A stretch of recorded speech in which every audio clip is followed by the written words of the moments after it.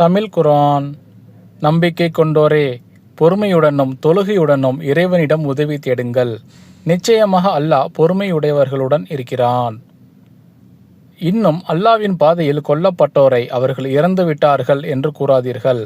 அப்படி அல்ல, அவர்கள் உயிருள்ளவர்கள். எனினும் நீங்கள் இதை உணர்ந்து கொள்ள மாட்டீர்கள். குறிப்பு: ஜின்கள் என்றால் என்ன?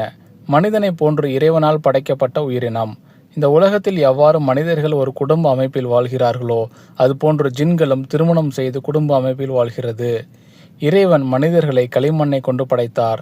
ஜின்களை தூய்மையான புகை இல்லாத நெருப்பை கொண்டு படைத்தார். இறைவன் முதலில் ஜின் இனத்தை படைத்தார், பின் மனித இனத்தை படைத்தார்.